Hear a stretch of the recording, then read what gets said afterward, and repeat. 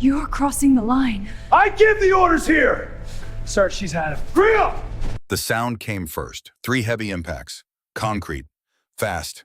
Each one a fraction of a second apart, like something mechanical. Something that didn't hesitate and didn't miss. Then silence. The kind of silence that follows violence so precise it leaves no room for chaos. 3 men were on the ground. One couldn't breathe. One couldn't move. One was on his knees staring at his own wrist, trying to understand what had just happened to it. The woman standing above them hadn't broken a sweat. She reached down, picked up a manila folder that had fallen during the encounter, dusted it off against her thigh, and walked away without looking back. Her footsteps were even, unhurried. The way a person walks when they have already considered every possible outcome of a situation and found none of them worth rushing over. 12 seconds. That was all it took. Now here's what you need to understand before we go any further. The 3 men on that ground were not civilians. They were not out of shape. They were not shahtitum. They were United States Army soldiers stationed at Fort Aldrin, Texas, a base known for producing some of the hardest trained combat personnel in the country. They lifted weights every morning before the sun came up. They ran in boots. They had trained in close quarters combat hand-to-hand techniques, weapons retention, ground fighting. They were not men who lost fights. They had never lost a fight. And a woman who, as far as they knew, spent her days sorting training schedules and reviewing logistics reports, had just put all 3 of them on the ground before any of them fully registered that the fight had started. The question that hung over Fort Aldrin for days afterward wasn't how she did it. The question was why she had been hiding it. Because Lieutenant Mara Voss had been at that base for 6 months. 6 months of arriving early, leaving late, speaking only when spoken to, and giving absolutely no indication that she was anything other than what she appeared to be. A transfer, a paper pusher, a logistics officer working through a routine assignment before moving on to whatever came next. 6 months, and not one person on that base had seen the truth. That is not an accident. That is a choice. And choices that deliberate held that long, under that much daily pressure, always have a reason behind them. Always. This is the story of that reason. Fort Aldrin sits in the flat heat of central Texas, about 40 miles from the nearest city worth naming. The base is large enough to feel like its own world, its own rhythms, its own hierarchy, its own unspoken rules about who matters and who doesn't. In the mornings, the air smells like diesel and cut grass. By midday, it smells like nothing except heat. By evening, when the training fields empty out and the soldiers drift toward the mess hall or the barracks, the base settles into a particular kind of quiet that military people recognize. Not peaceful, just paused. Mara Voss had been waking up at 4:30 every morning since she arrived. Not because she had to. Reveille didn't sound until 5:15. She woke at 4:30 because somewhere in the last 6 months, sleep had become something that happened to her in short, unreliable intervals rather than something she could count on. She would surface from whatever shallow rest she'd managed, lie still for a moment in the dark, and then reach for the nightstand drawer before she was fully conscious. Inside the drawer was a challenge coin, silver, about the size of a quarter but heavier. On one face, a small engraved insignia, a variant of a SEAL team emblem, worn smooth at the edges from handling. On the other face, 4 sets of initials arranged in a rough circle. No names, no dates, just initials pressed into silver, permanent. She would hold the coin in her palm for 10 seconds. Sometimes she counted, sometimes she just felt the weight of it until something in her chest settled enough for her to start the day. Then she put it back in the drawer, and she became Lieutenant Mara Voss, Logistics Officer. Unremarkable, forgettable, exactly what the base expected her to be. Nobody saw this. Nobody knew about the coin or the drawer or the 10 seconds every morning before she could face the light. That was the point. There are things you carry in public and things you carry alone. Mara had learned the hard way, and more than once, that the most dangerous things are the ones you can't put down. The administrative assignment at Fort Aldrin had not been handed to her. She had asked for it. That fact alone, if anyone had known, it would have stopped every joke and every smirk before it started. Operators at her level, and there were not many at her level, male or female, did not request desk rotations. They didn't slow down. They didn't step back. The culture she came from treated stillness as weakness and withdrawal as something close to surrender. You push through. You move forward. You did not stop. Mara had stopped, not publicly. The paperwork framed it as a routine administrative rotation, the kind that happens periodically to keep career development balanced. Her record, the parts that were accessible at all, showed nothing unusual. A few redacted lines, Some classified operation codes that meant nothing without clearance to match them. A clean evaluation history. Nothing that explained why a decorated special operations officer with 2 combat tours, 3 confirmed hostage rescues, and command of a team most people in the military would never be cleared to read about, was now sitting in a room at Fort Aldrin reviewing weekly supply manifests. The people who knew the real reason could be counted on one hand. Captain Garrett Holt was one of them. Holt had been at Fort Aldrin for 3 years. He was the kind of officer the Army produced quietly and gratefully. Not flashy, not decorated in the dramatic sense, but deeply competent and nearly impossible to rattle.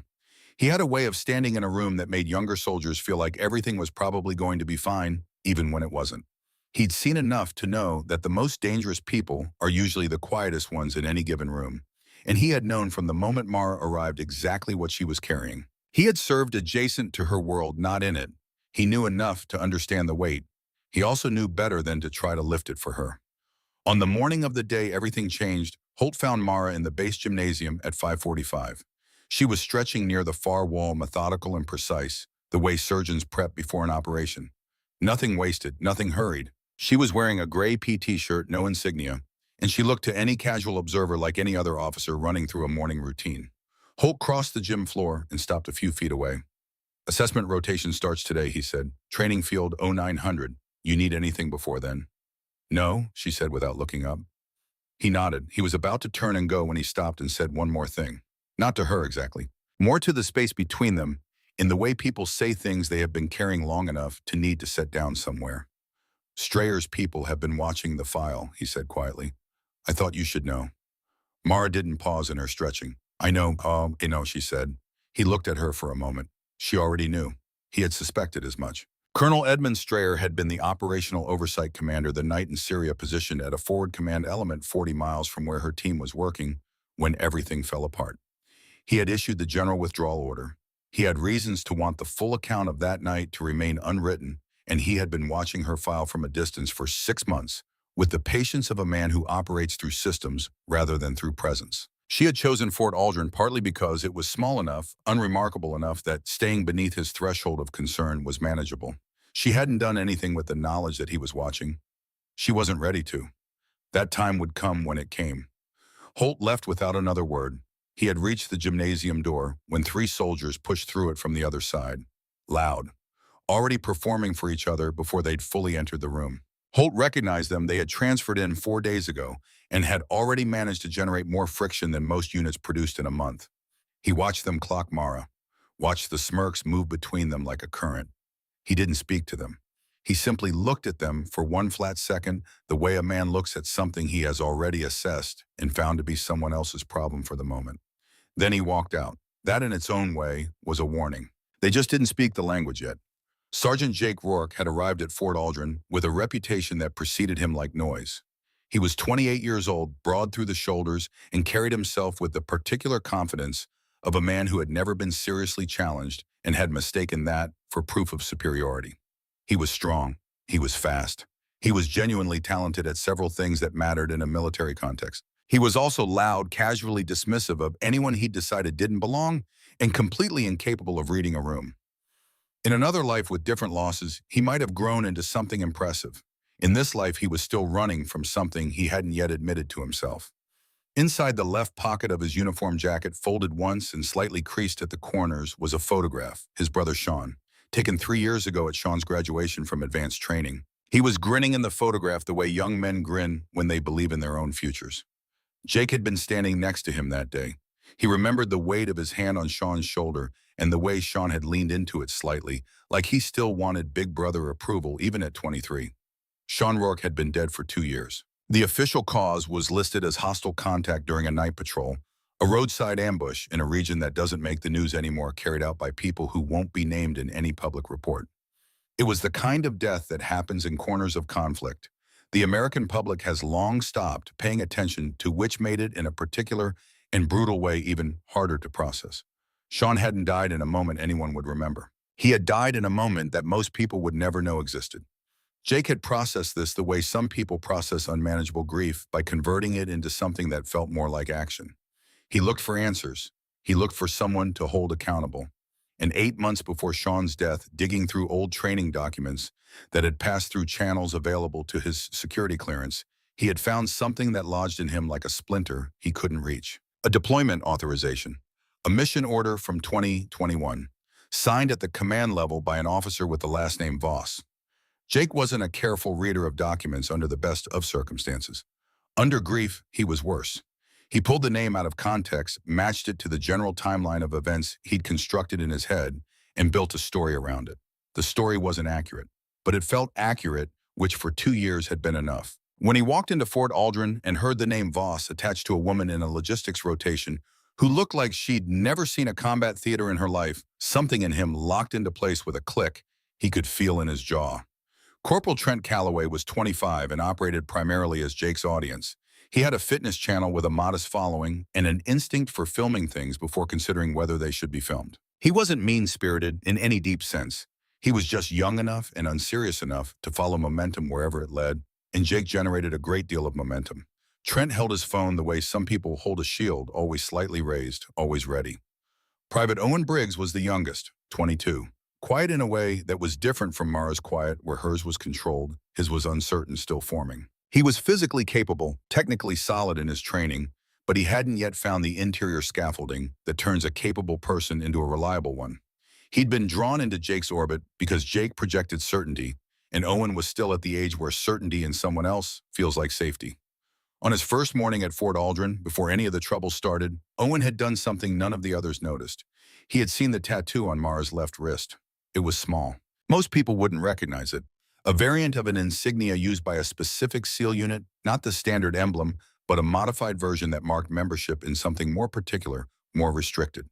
Owen knew it because his father had described it in detail sitting at a kitchen table in Ohio on a Tuesday evening when Owen was 19, trying to explain why he sometimes woke up at 3 in the morning and went to stand in the backyard in the dark. Warren Briggs had been a petty officer first class. He had served 2 tours and was 3 months from the end of his second when his unit walked into something they hadn't anticipated in the mountains of Afghanistan in 2021. 4 men dead in the first 90 seconds. The rest of them pinned down in a position that should not have been survivable. It had been survivable because of one person. A woman his father described only in terms of what she did not rank. Not named because he didn't know her name, who had come out of nowhere in the dark and changed the geometry of a situation that had no right to end the way it ended.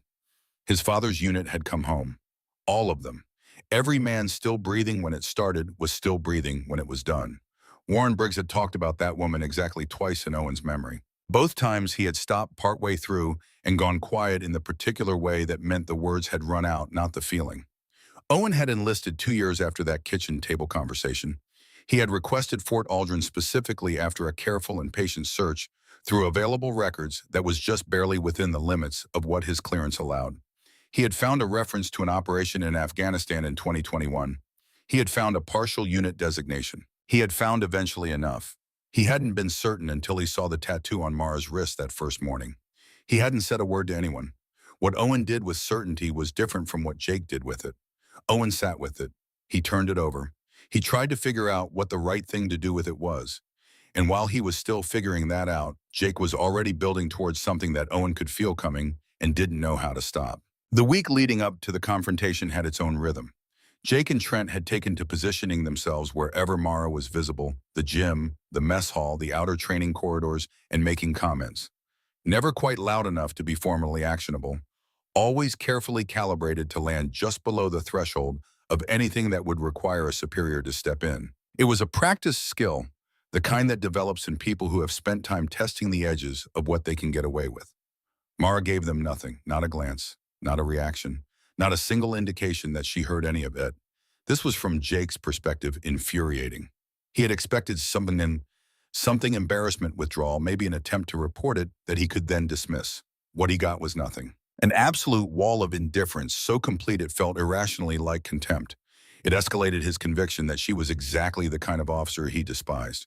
The ones who operated behind safety, who made decisions from behind desks and signed documents that sent other people into situations they hadn't properly considered. He had built a full portrait of her from a name on a page, and everything about her stillness confirmed it for him, because that's what conviction does. It confirms itself with whatever's at hand. On the fourth day, he found her walking a corridor between the Eastern Training Wing and the administrative block. She was carrying a folder of training reports, walking at an even pace alone. He went to get Trent and Owen. It should be said clearly what Jake intended in those moments, because intention matters. He was not planning a physical assault. In his own construction of what was about to happen, he was planning a confrontation, an opportunity to look her in the face and communicate something he didn't have the language to say any other way. He wanted her uncomfortable. He wanted her rattled. He wanted some acknowledgement that there were consequences for the choices made behind desks by people who never had to see those consequences up close. That was the logic, such as it was. He rounded the corner with Trent at his right shoulder and Owen half a step behind, and they positioned themselves to block the corridor just as Mara came around the far bend. She stopped when she saw them, not with alarm, with the flat assessment of someone running a quick calculation. Jake stepped forward.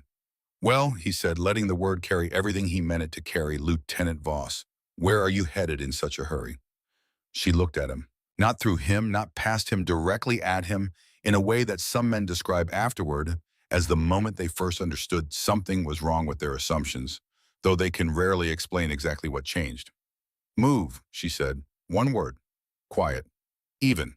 The voice of someone who does not repeat themselves. Jake smiled. "What if we don't?" Trent raised his phone. Owen closed the gap on her left side, less from confidence than from the automated logic of following where Jake led, which he'd been doing since they arrived, and hadn't yet found a moment to stop. Three men, a narrow corridor, a woman with a manila folder and a challenge coin in a drawer 200 yards away in a room she had not been sleeping well in for 6 months. She set the folder down on a nearby equipment crate with the deliberate care of someone who expects to pick it up again in a moment. "I'm going to say this once," she said. "Step aside right now." Trent snorted.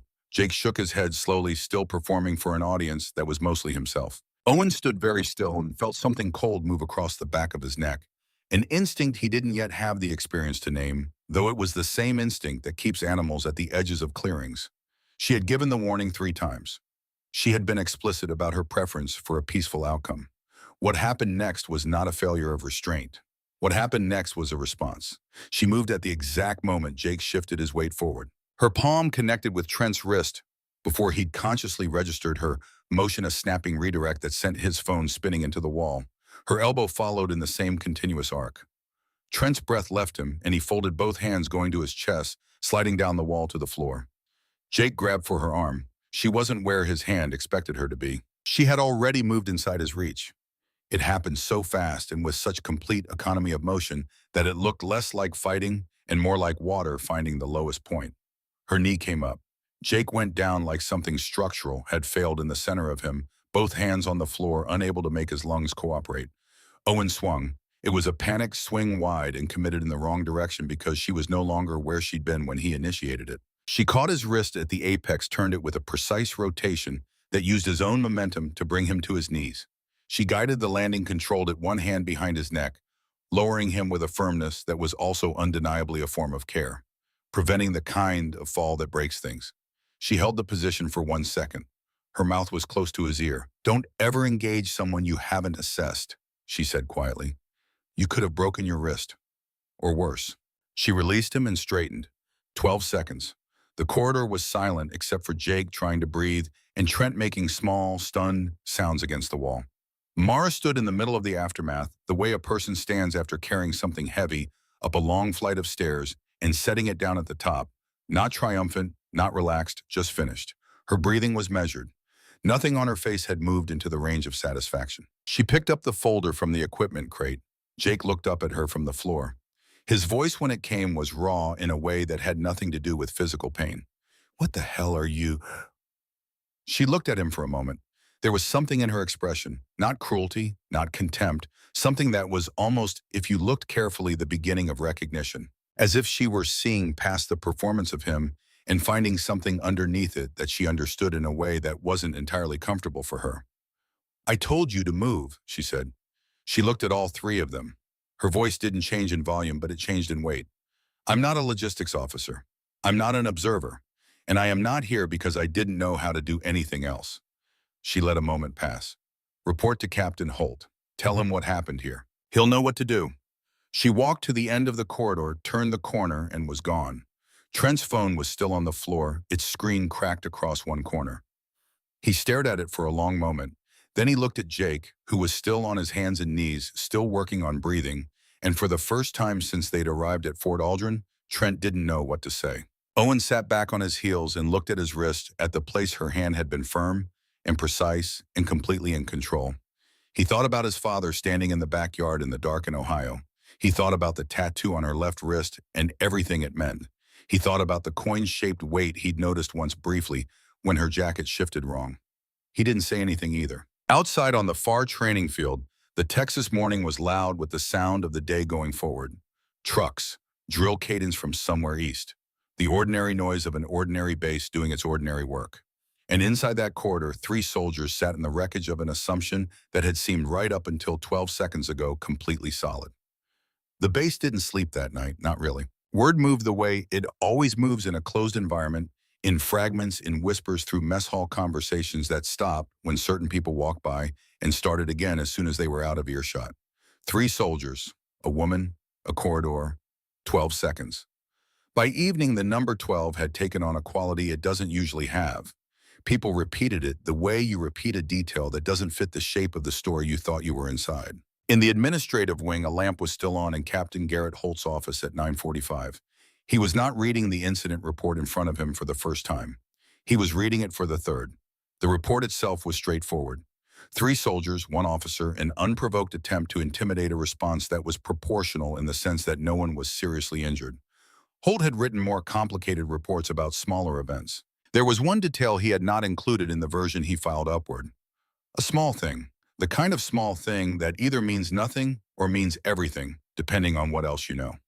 The security camera covering Field Bravo's eastern quarter had recorded nothing from the period between 1400 and 1500 hours on the day of the incident. Not a technical failure. The system log showed a manual access event at 1352. Someone with administrative clearance had entered the recording system and deleted the relevant segment. Holt had the access log. He did not have the identity behind the clearance code.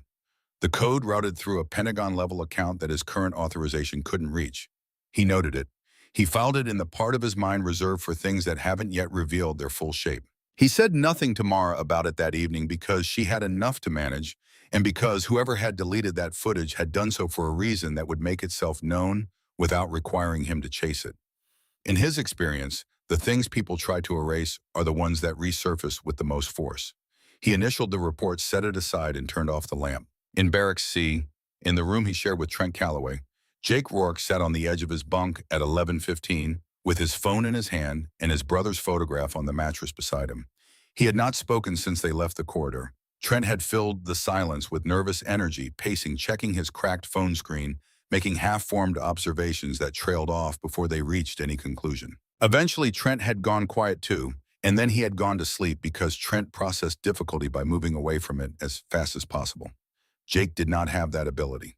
He sat there and turned the afternoon over in his mind, the way you turn a stone that looks ordinary until the light catches it from a different angle and you realize it isn't a stone at all. She had moved before he could process that she was moving. Not faster than thought, faster than the assumption that preceded thought. The assumption that he knew what was in the room. The assumption that he had assessed the situation accurately. His jaw ached. His ribs ached more. But those were surfaces. What was happening underneath was harder to locate and harder to name. He looked at the photograph for a long time. Sean at 23 in uniform grinning. The photograph was 3 years old. Sean had been dead for 2 of them. There is a mathematics to grief that never works the way logic says it should. The way time keeps passing and the distance from the event grows larger, but the weight doesn't distribute across that distance. It stays in one place. It stays right at the moment of it, and you keep returning there no matter how far you walk in the other direction. He dialed. His mother answered on the 3rd ring, her voice carrying the particular quality of someone who has learned to answer late calls without letting the anxiety show until she knows what kind of call it is. "Jake, are you okay?" "Yeah," he said, "I'm okay." She asked about the new base, whether he was eating, whether the Texas heat was as bad as it was supposed to be. He answered each question briefly, and the conversation found a temporary rhythm that felt almost like normalcy. Then he stopped. The silence lasted long enough that she said his name again, quietly, the way mothers say a name when they're not sure what they're about to hear. "Mom," he said, "did Sean ever mention an officer named Voss?" She was quiet for a moment. "Voss," she said. "I don't think so, honey. Not that I remember. Why, Toyo?" "Just something I came across," he said. "It doesn't matter." It did matter. That was the problem. It mattered in a way he was beginning to recognize, but wasn't ready to face directly the way a structural problem in a building matters quietly and visibly right up until the moment the floor goes. They talked for another few minutes. She told him she loved him. He told her the same. He ended the call and sat with the phone in his hand in the dark for a long time. He did not sleep. 3 doors down in a single room she had specifically requested Mara Voss was at her desk at midnight. Not working, not reading, just sitting in the specific kind of stillness that comes from a mind that has too many things moving through it to settle on any one of them. The coin was on the desk in front of her. She had taken it out of the drawer when she got back and had not put it back. She wasn't holding it. She was just looking at it the way you look at something that holds information you already know, but need to be reminded of periodically. She had not wanted the afternoon at Field Bravo to happen. Not because she was afraid of the outcome had never been in question. She had not wanted it because every moment of visibility was a moment of distance from what she had come here to find, which was time. Not rest, not peace, just time in a space where the requirements on her were small enough that she could breathe without accounting for everything her breath was responsible for. And now Strayer's people had the erasure of the security footage to work with. She had known about it for 3 hours. A contact inside the base's technical operations had flagged it to her quietly the way careful people pass information in environments where careful is required. Someone with Pentagon-level access had deleted the quarter footage before any investigator could pull it. The move was too clean and too fast to be opportunistic. It had been prepared. Whoever did it had been watching for an incident they could use, and when the incident came, they had moved to shape the record before anyone else got there. The camera footage was gone. But Trent Calloway's phone wasn't. She had noted this too. Filed it the same way Holt filed things in the part of the mind that waits. 6 months ago, in a location that would never appear in a news report, 4 men had made a decision. They had made it quickly, without discussion, because there wasn't time for discussion, and because the kind of people who end up in those situations have generally already made their most important decisions before the moment arrives and are simply acting on them. The 4 men were her team. They had covered her extraction with the civilian hostages.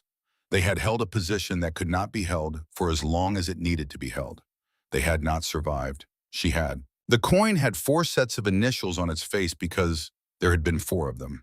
She had carried it every day since because it was the only physical thing she had that held all of them at once. She carried it not as a memorial, that word had always felt too finished, too conclusive, but as a form of ongoing conversation. A way of not letting the silence become permanent. The problem, and it was a real problem that she had not resolved in 6 months, was that she didn't know how to carry surviving. She knew how to carry grief, which was just a matter of endurance. She knew how to carry guilt, which was also endurance, though of a different texture. But the thing she didn't know how to carry was the specific weight of a gift she hadn't asked for. 4 men had looked at a situation and decided that her life and the lives of the hostages were worth the trade. That wasn't her decision. She hadn't been consulted. They had simply decided and acted, and now she was here. And she didn't know what you do with that. She didn't know how you pick it up and walk forward with it without it feeling like a theft. She put the coin back in the drawer and turned off the light. In the morning, Holt called all 3 soldiers into his office. He was already standing when they came in, looking out the narrow window at the training field, and he spoke before they'd fully settled. "You 3 made a serious mistake yesterday," he said without turning around. "You'll be written up for it. Extra drills for 2 weeks, and at some point in the next 24 hours, you'll find Lieutenant Voss and deliver a personal apology." He turned then. "Those are the easy consequences. They're not the important ones." He pulled a chair from against the wall and sat down, which changed the geometry of the conversation in a way that made it less formal and in some ways more uncomfortable.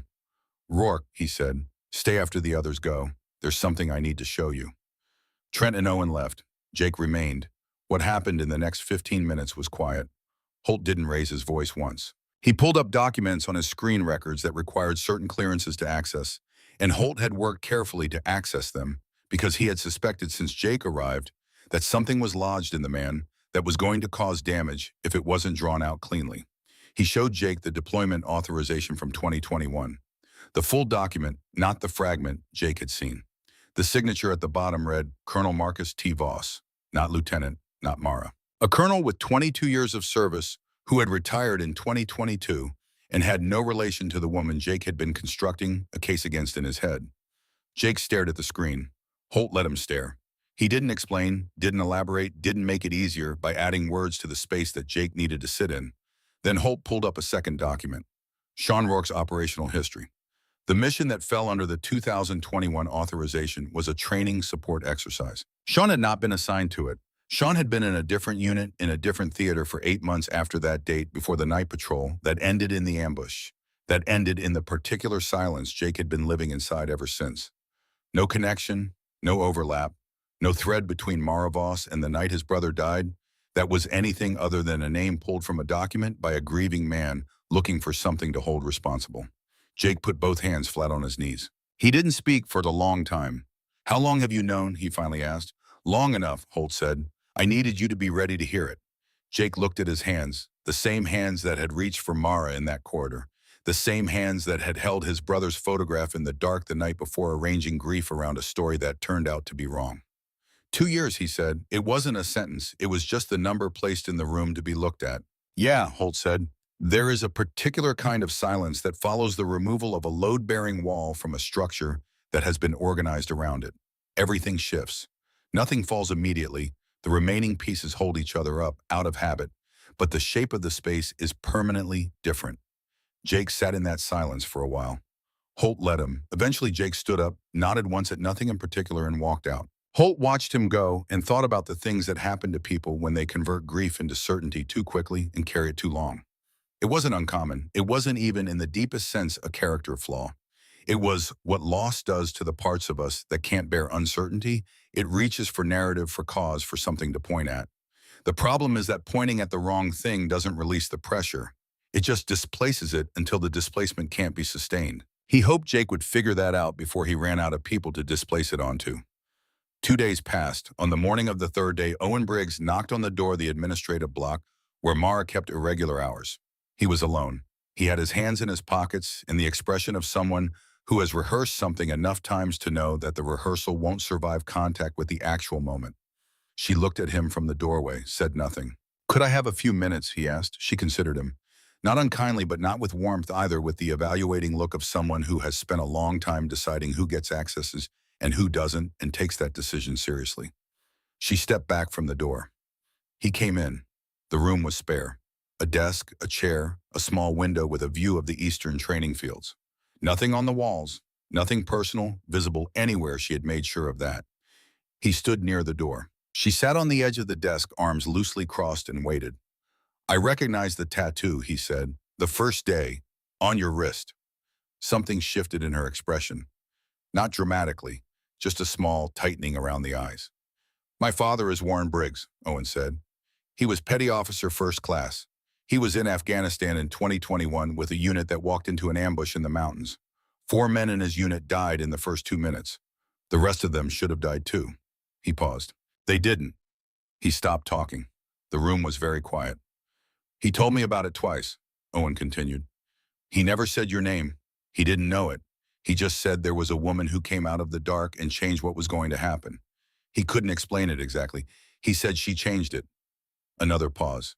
"He cried the second time he told me. My father. He cried." Mara had not moved. She was looking at him with an expression that was harder to read than anything Owen had seen on another person's face, because it wasn't a simple thing what was moving across it. It was several things at once layered, and some of them were in conflict with each other.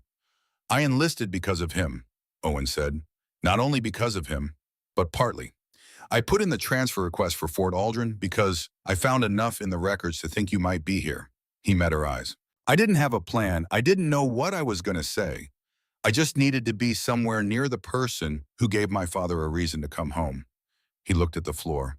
"I should have said something sooner, before things went wrong in that corridor. I knew what you were. I should have said something." The words should hung in the air between them. Mara was quiet for long enough that Owen began to wonder if she was going to respond at all. Then she reached into the desk drawer. She took out the coin. She set it on the desk between them, just placed it there flat in the middle of the empty space. Owen looked at it. He saw the initials. He didn't know whose they were, but he understood without being told something essential about what they meant.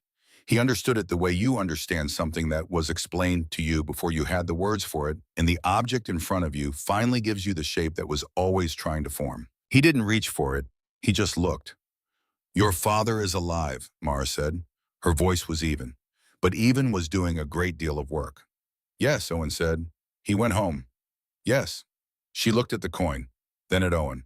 And what she said next was something she had not said to another person in 6 months.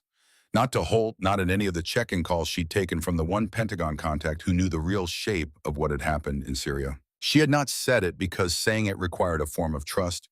She had been rationing carefully, and because she was not yet sure what happened when you let it out into the air.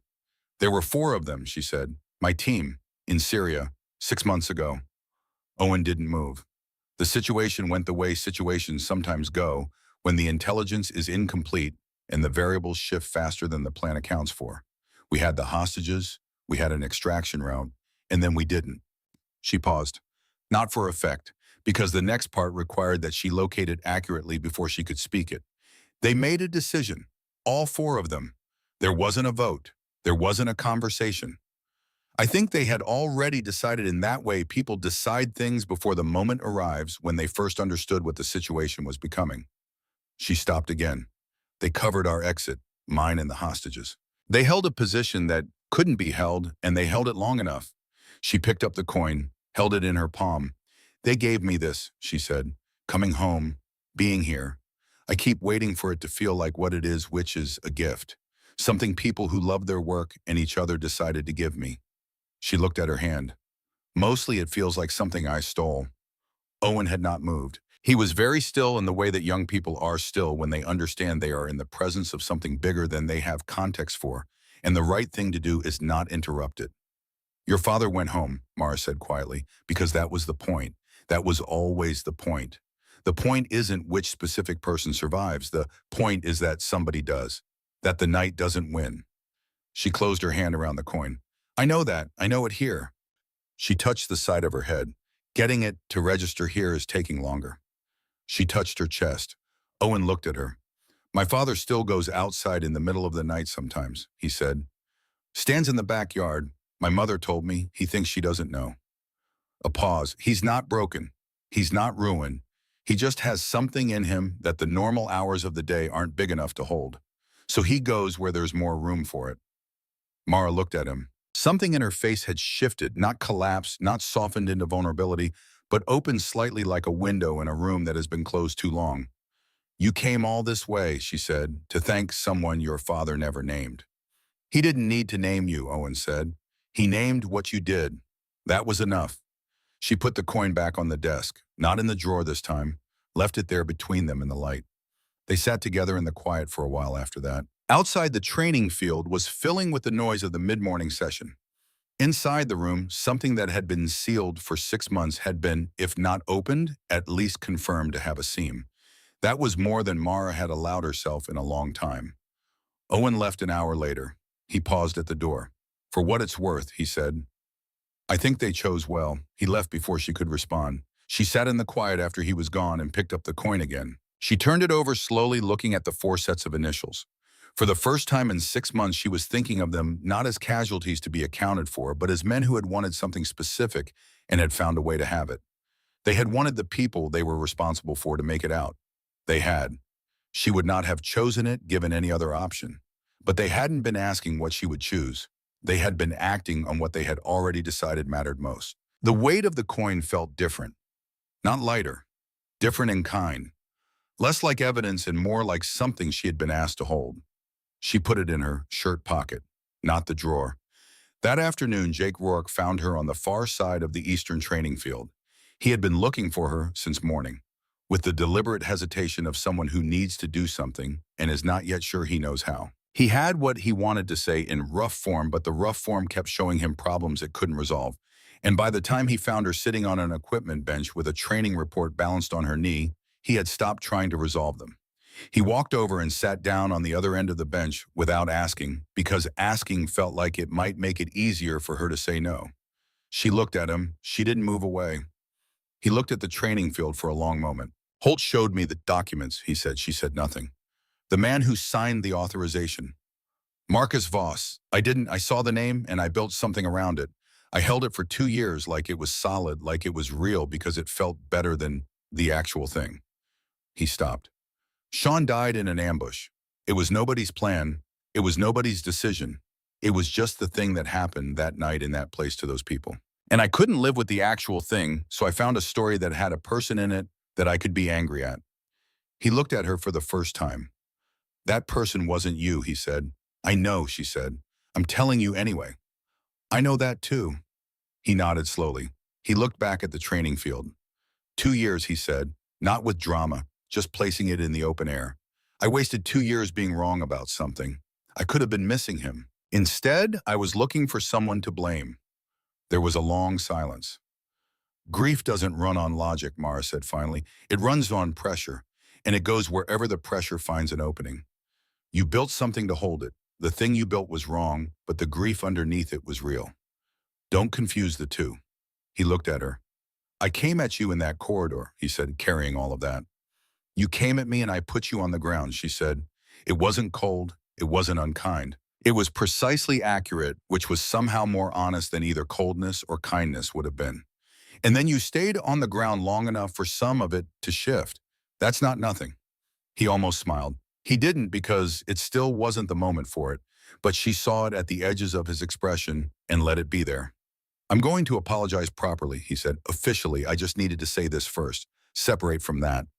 She nodded. He stood there for a moment with his hands at his sides, which was a posture she hadn't seen on him before. He'd always occupied more space than he needed. This was a man taking up exactly the space he needed no more. I've been blaming the wrong person for 2 years, he said, including myself, for surviving the kind of anger that should have been something else. He met her eyes one more time. Then he walked back across the training field, and Mara watched him go and pressed her hand briefly against her shirt pocket where the coin sat. The Texas afternoon settled around her, hot, flat, completely indifferent to what had just passed between two people on a bench at the edge of a training field. She picked up the training report and went back to work.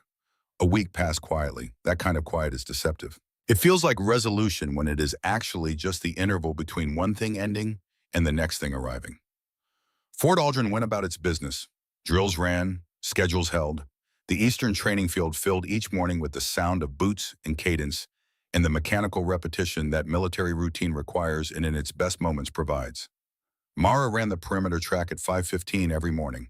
She had always run it, but something had shifted in the way she ran it. Before, she ran the way a person runs when they are trying to stay ahead of something. Now she ran the way a person runs when they are simply running. The distinction is invisible from the outside. From the inside, it is the difference between two entirely different activities that happen to use the same muscles. Jake ran 3 of those mornings on the same track at a distance that was close enough to be deliberate and far enough to be respectful. He didn't speak on those mornings. Neither did she. The running was a kind of language that didn't require words, and they were both fluent in it. Trent Calloway had stopped filming. Not because anyone told him to. He had simply picked up his phone one morning, looked at the screen, and set it back down and gone to breakfast. He did this for 3 days before he understood he wasn't going to pick it up again in the same way. He wasn't sure yet what he was going to do instead. That uncertainty was uncomfortable, and also he was beginning to suspect important. Owen came to the administrative block twice that week with specific questions about combat stance and weight distribution. The kind of questions a young soldier asks when he is serious about becoming better and has finally found someone worth asking. Mara answered precisely without elaboration. He came back. That was the thing. And each time the questions were more specific, which meant he was working in between, which meant the answers were landing. On the 8th day after Field Bravo, a vehicle Mara didn't recognize pulled through the main gate of Fort Aldrin at 11 in the morning. A dark government sedan, no insignia, the kind of vehicle that belongs to no unit and therefore to every agency simultaneously. 2 men got out. One was younger, carrying a briefcase. The other was in his 50s, in a suit that didn't belong in Texas heat, moving across the lot, with the deliberateness of someone who has made a career of arriving where his arrival is not welcome. His name was Investigator Raymond Purcell. He was with the Defense Department's Inspector General office, and he had paperwork. Holt saw the car from his office window. He watched Purcell cross the lot and knew before anyone told him anything that this was not about Field Bravo. That had been documented, processed, and closed. This was something else. He could tell by the way the man moved, not like someone following up on a small disciplinary matter, but like someone with a specific target and a prepared approach. He thought of the deleted footage. He thought of the Pentagon-level clearance code that routed to an account he couldn't access. He thought of what he had said to Mara in the gymnasium 8 days ago. Strayer's people have been watching the file. The watching apparently had moved into something more active. He called Mara's extension. She answered on the second ring. "There's a car from the IG's office in the main lot," he said. "I don't have details yet. I wanted you to know before they found you." A pause on the line that lasted exactly 2 seconds. "Thank you," she said, and the line went quiet. Purcell found her in the administrative block at 11:40. His associate remained in the doorway. Purcell sat across from Mara's desk without being invited, placed a thin folder on the surface between them, and opened it to the first page. There was a complaint, filed anonymously through a protected reporting mechanism. The complaint stated that Lieutenant Mara Voss had exhibited signs of psychological impairment following a classified operation, that her continued assignment to active military duty represented a procedural violation, and that the relevant fitness evaluations had either not been conducted or had been improperly documented. Purcell read the key elements aloud in the flat tone of a man who has done this many times and has learned to perform neutrality as a professional skill. He was not unkind. He was simply efficient in the way that process is efficient. It moves forward regardless of the human content it is moving through. When he finished, he looked at her. "You have the right to respond formally or to request a postponement to secure representation," he said. "If you choose to respond now, whatever you say will be entered into the record." "I'll respond now," she said. Purcell nodded and the younger man began writing. She took a breath, not theatrical, not preparatory performance, just air taken in and let out the way you prepare for something that requires full capacity. "6 months ago," she said, "I was leading a 4-person SEAL element in a hostage recovery operation in Syria. The intelligence we operated on was accurate at the time it was gathered and had degraded by the time we reached the target location. This is not uncommon. The plan accounted for several deviation scenarios. It did not account for the specific configuration that presented itself." She spoke without notes. The words came out in the order they had been inside her for 6 months waiting. "We secured the hostages, 3 civilians. We had an extraction route. The route became untenable when the opposing force repositioned in a way we hadn't anticipated and couldn't have from the information available. My team identified the situation approximately 4 minutes before it became critical." She paused, not from difficulty, but because the next part required that she locate it accurately, find the right words, and not let the words be smaller than what they were describing. "My team leader, Petty Officer First Class Conrad Webb, communicated a course of action to the other 3 members. Not to me, to them. I was with the hostages at the extraction point. I heard the communication on the team frequency." She looked at Purcell steadily. "They were going to hold the secondary position, create enough suppression to allow my element and the hostages to reach the extraction vehicle. There was not enough personnel for both objectives. They had calculated this. They had calculated it before they told me." Purcell was listening in a way that was slightly different from his initial efficiency. Something had shifted behind his professional posture. "I told Webb I was not leaving," Mara said. "He told me the order had already been given. I was the extraction lead. The hostages were my responsibility. He reminded me of this once directly, and then he closed the communication channel to that specific frequency, which was within his operational authority." She paused again. "They held the position for 11 minutes. The extraction vehicle reached the safe zone with 3 hostages and 1 team member." She placed both hands flat on the desk. "I was the team member." The room was very still. "I requested this administrative rotation," she said, "because I needed time to process a survival I did not choose and could not have prevented. I have not at any point been unfit for duty in the clinical sense. I have been working through something that does not have a clean procedural name. Grief and guilt in the aftermath of loss are not disqualifying conditions. They are human ones. I know the difference between a condition that impairs judgment and one that is being managed with appropriate discipline and self-awareness." She met Purcell's eyes. "I have managed it. I am managing it." She reached into her shirt pocket. She placed the coin on the desk between them. The silver caught the overhead light and held it. 4 sets of initials," she said. "Conrad Webb, Marcus Tilley, Darnell Cross, Reese Alderton." She looked at the coin. "They made a choice. I am here because of that choice. I intend to honor it by continuing to serve at whatever capacity I am found fit for as long as I am found fit. She looked back at Purcell. If someone has filed a complaint against me based on the belief that I should not be here, I would ask that you consider what interest that person might have in the Syria operation remaining without a full account. Purcell wrote something down.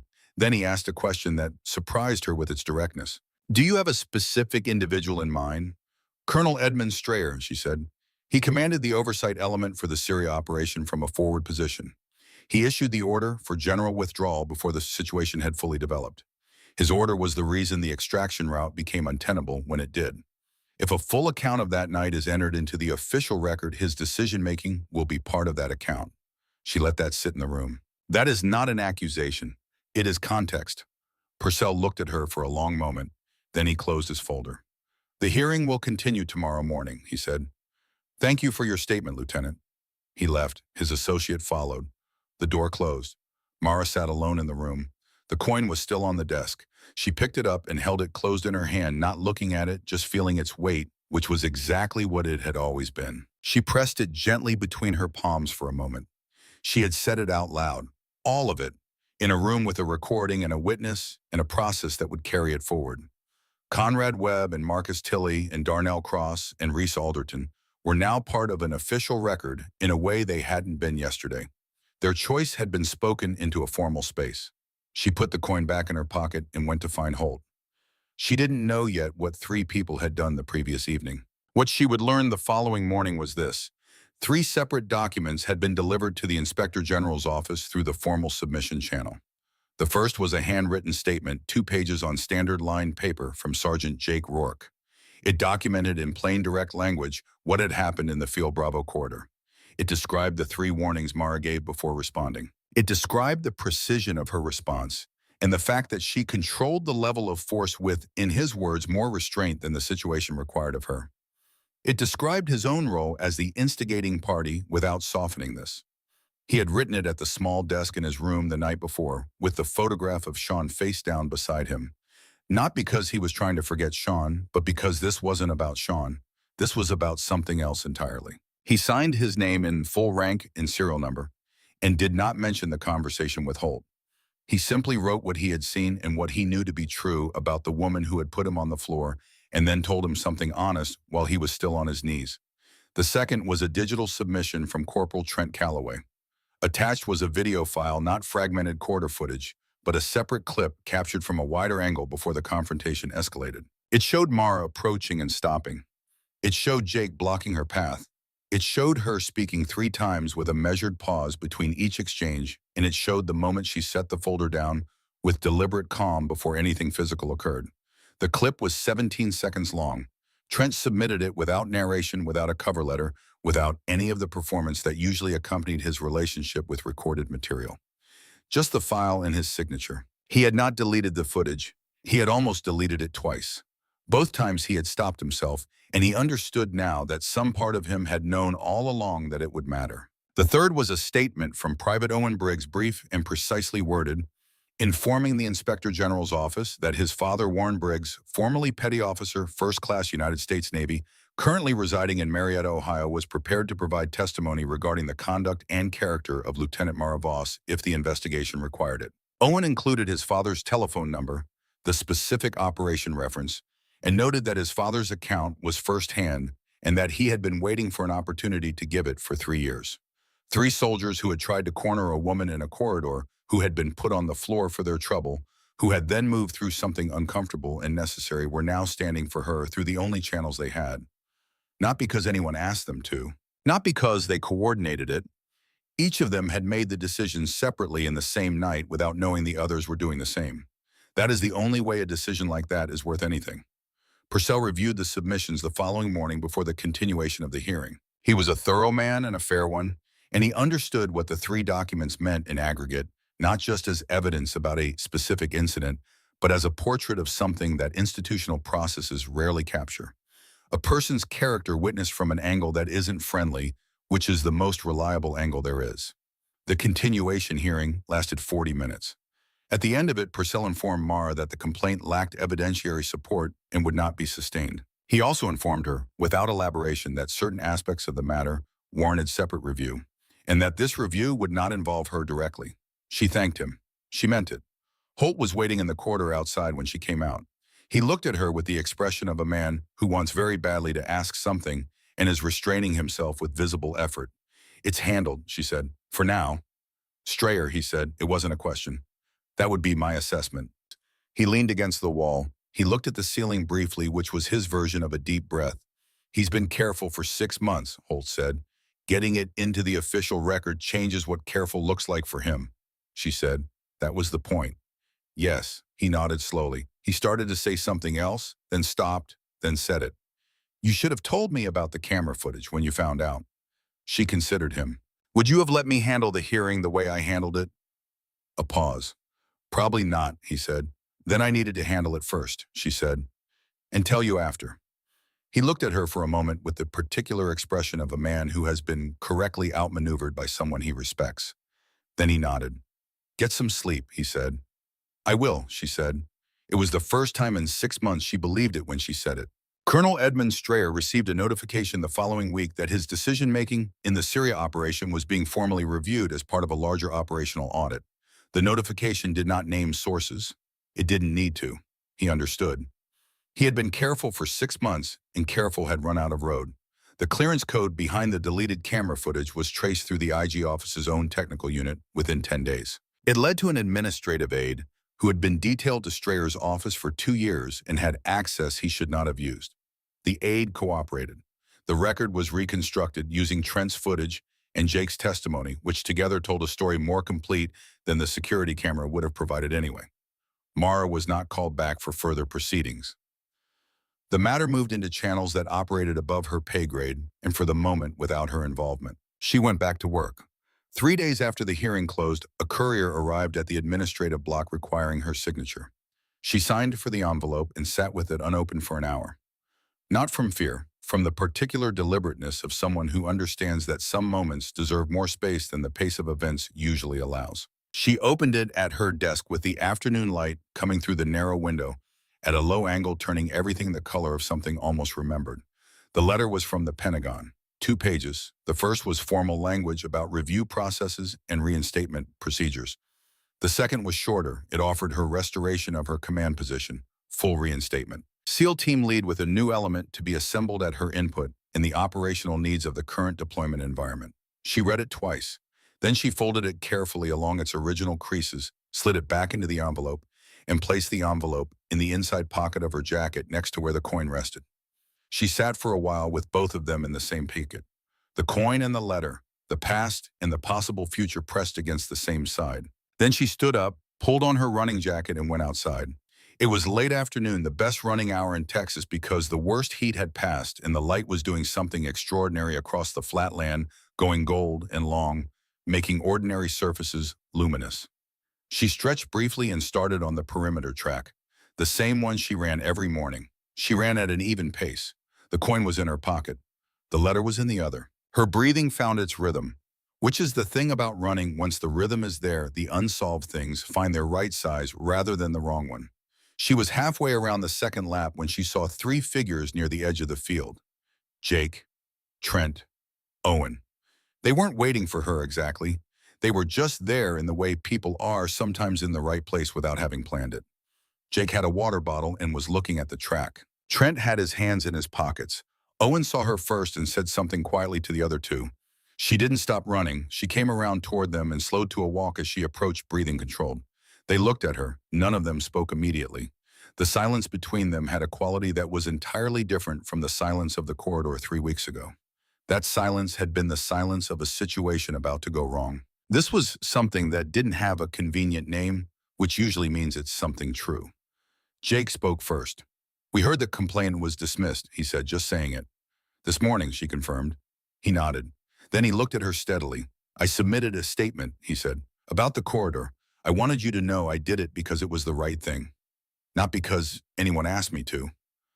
"I know," she said. "Thank you." Trent cleared his throat. "I sent the video," he said. "The one from before, the wide angle. I almost deleted it." He stopped, edited himself. "But I didn't." "I know," she said. "That mattered." And He nodded. He looked at the track for a moment, then back at her. In his face, there was something that hadn't been there the first day she'd seen him in the gym, a quality of self-awareness that sits differently than confidence, harder won and less comfortable and considerably more useful. Owen said nothing. He simply met her eyes when she looked at him, which was its own kind of statement. She stood with them for a moment in the late light. "You're going to be better soldiers than you were 3 weeks ago," she said. "Not because of what happened in that corridor, because of what you chose to do after it. Pay attention to which part mattered." She looked at each of them, not with warmth as a performance, but with the specific attention that communicates to another person that they have been genuinely seen. Then she started running again. The three of them watched her go. She found her pace quickly moving east along the straightaway and then around the far curve until the track brought her out of sight. Jake watched until she disappeared. "Is she going back?" Trent asked. "I don't know," Jake said. Owen looked at the track where she had been. "She's not running from anything anymore," he said. Nobody disagreed. They stood there for a while as the light went on, doing what late Texas light does, which is make everything look like it matters more than it usually gets credit for. Then they went inside one by one because there was nothing left to stand for, and the morning would come early as it always did. In the weeks that followed, the changes were not loud. Jake applied for a slot in the Special Operations Preparation Program. He submitted the application and told no one until after the paperwork was in. When Holt asked him why Jake thought about it for a moment, he said he wanted to be the kind of soldier that Sean would have told his own children about if Sean had lived long enough to have them. Holt said that was a good reason. Jake said he knew. He began training differently. Not harder in the sense of more volume, but with a different quality of attention. The difference between someone who trains to prove something and someone who trains because the work itself has become the point. His instructors noted it without quite being able to name it. Jake knew what it was. It was the difference between anger and purpose. He had been confusing the two for 2 years. He was done confusing them. Trent stopped filming for 3 weeks. When he came back to it, what he made was different. Less performance, more observation. He discovered in the quiet that the camera had previously been filling that he was considerably better at terrain navigation than anyone had given him credit for, including himself. He filed that away. He would do something with it eventually. Owen met with Mara twice a week in the late afternoons when the training fields were quieting down. She taught with the precision of someone who does not believe in wasting either her time or her students. He learned with the concentrated attention of someone who understands he is receiving something that was not owed to him. He called his father one evening and told him without explaining everything that he had met someone his father would want him to learn from. Warren Briggs asked who. Owen said he'd explain later. There was a pause on the line. Then his father said quietly that he was glad. On a Thursday morning, 10 days after the hearing, Mara stood at her desk with the open envelope in front of her. She had read the Pentagon letter 4 times now. She had slept on it, which she had not expected to be able to do and had. She had run on it, which helped the way running helps with things that don't have clean answers. She picked up a pen. She wrote her response on base stationery, 1 paragraph, precise and clear, the kind of language that military correspondence requires and that she had always been good at because it demanded honesty without elaboration. She folded it, put it in an envelope, sealed it, and wrote Holt's name on the outside because it needed to go through his office per protocol. She put on her jacket. The coin went in the left pocket where it always went. The sealed envelope went on Holt's desk when she passed his office. He was at the window looking at the training field, and he turned when she came in. She put the envelope on his desk without a word. He looked at it, then at her.